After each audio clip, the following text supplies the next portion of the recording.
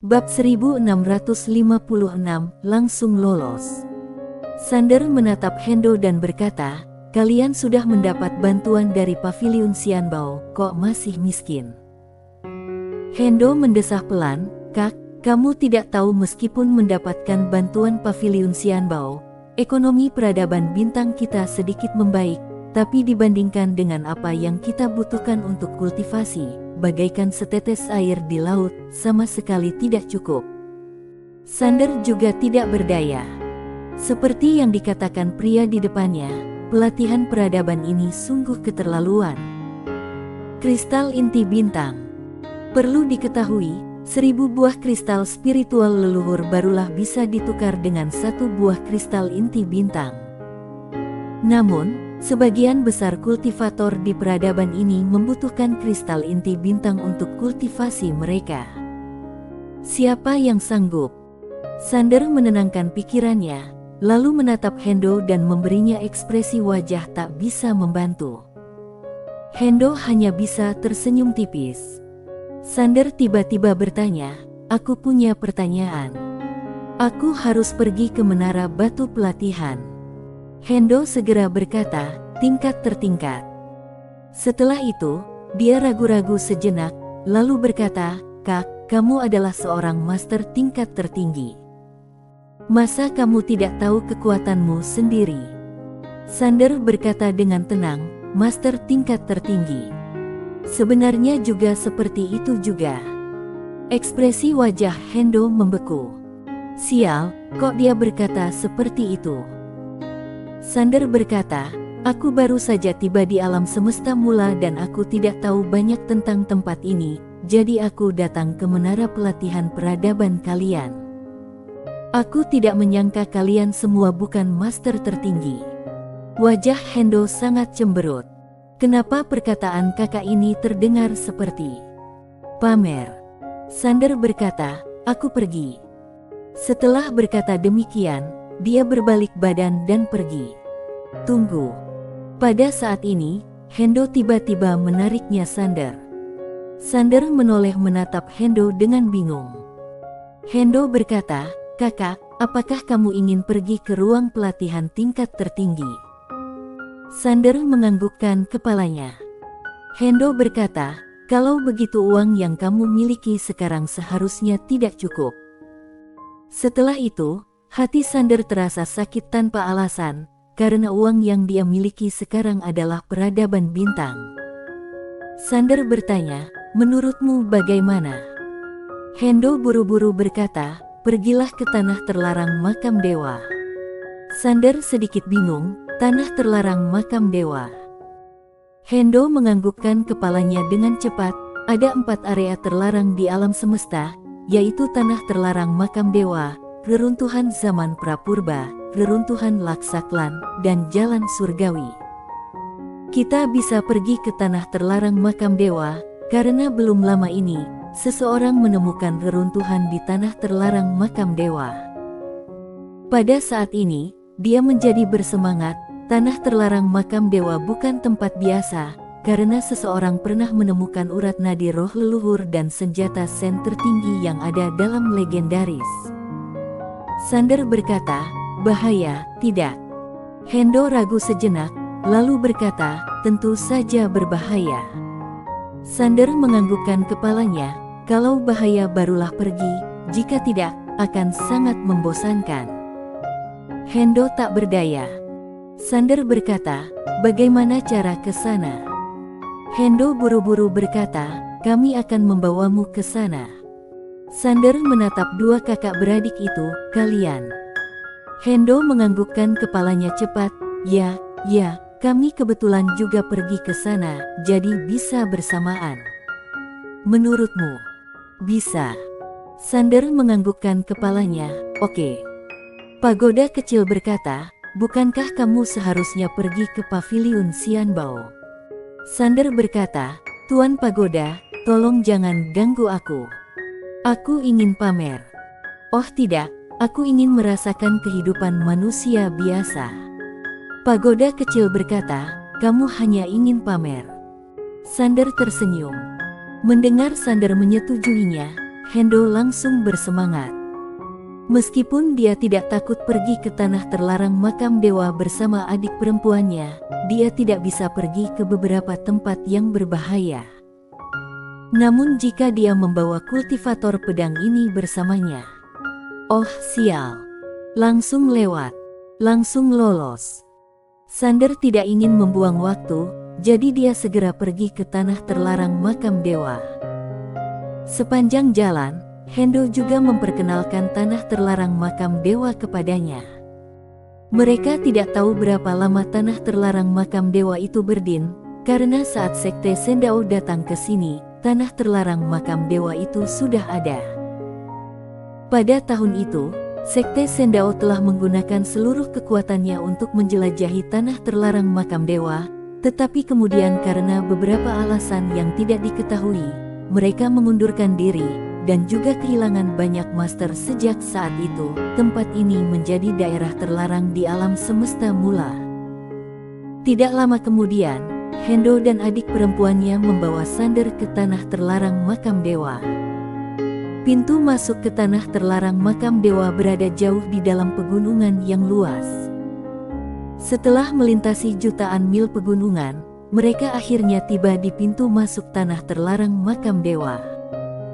Sander sedikit kaget, tidak jauh dari pintu masuk tanah terlarang makam dewa, ternyata ada sebuah kota yang dibangun di atas gunung, dan kotanya cukup besar.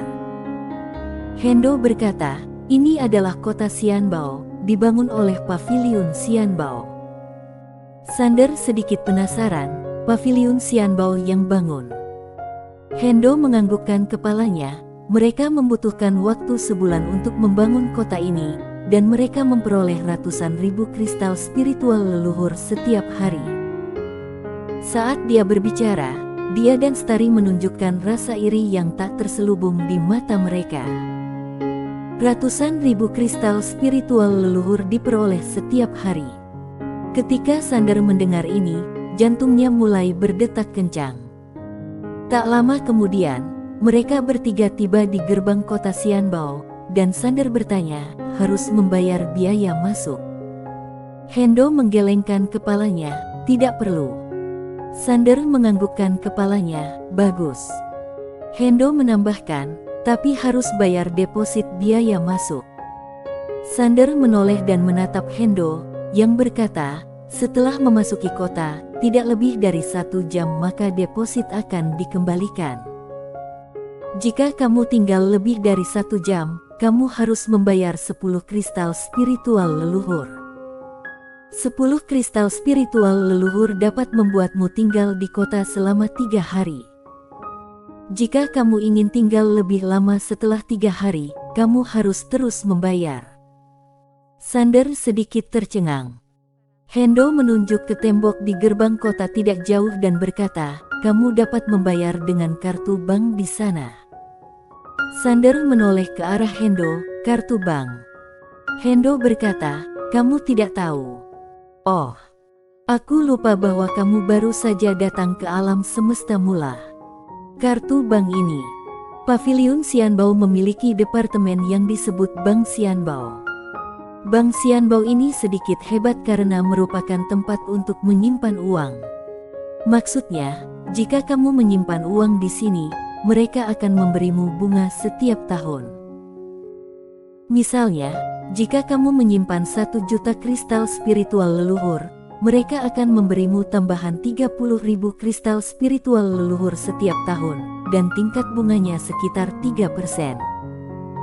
Jika kamu menyimpan lebih banyak, seperti 10 juta kristal spiritual, tingkat bunganya dapat dinegosiasikan menjadi 5%. Selain itu, kamu dapat menjadi pelanggan utama mereka dan menikmati banyak sekali keuntungan lainnya.